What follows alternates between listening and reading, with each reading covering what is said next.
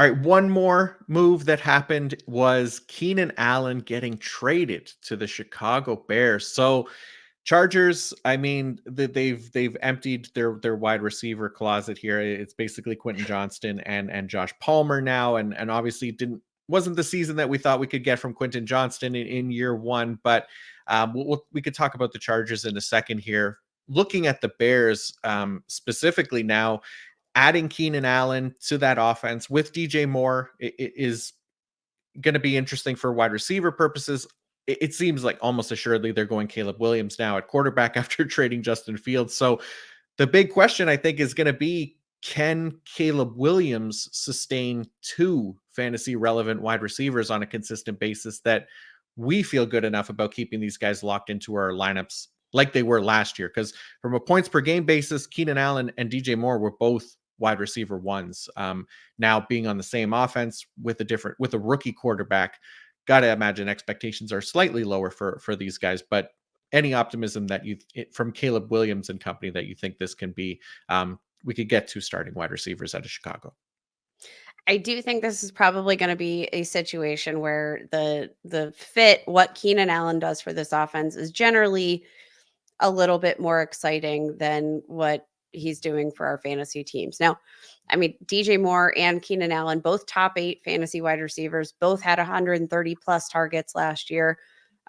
Both, I think just really talented NFL wide receivers, but they're definitely gonna eat into each other's, workload. That I don't know that we can necessarily count on a rookie quarterback, even one of Caleb Williams' stature, to feed wide receivers. Generally speaking, like that just, with rookie quarterbacks, we don't see a ton of receivers all be viable fantasy options, especially when they're drafted in these higher ranges. Like I think everybody was kind of surprised when we saw the kind of success out of Nico Collins, Tank Dell with CJ Stroud, who was touted, as Mr. Accuracy.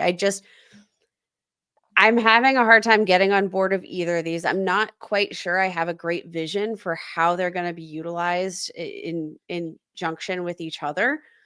But I do think, and I'm again kind of thinking about these guys in terms of their fantasy value down the road and what their ADP is going to look like down the road.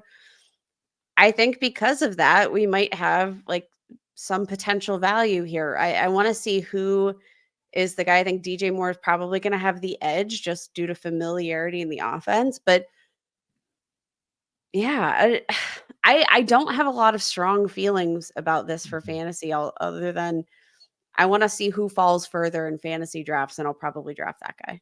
Like, I think that's the way to do it, right? Like it's going to be hard to bet on one more so than the other, but I think you just take the discount here. And yeah, like you said, I think the most optimistic or ideal comp for what we get from Keenan Allen and DJ Moore in 2024 is probably Nico Collins and Tank Dell as that most optimistic outcome. But it's rare, right? From a rookie quarterback. CJ Stroud performed really well as a rookie right out the gate and all season long, really. I mean, a step down from that is probably like 2022 Brock Purdy, which was on a much smaller sample size, right? He was able to keep those fantasy options afloat in San Francisco.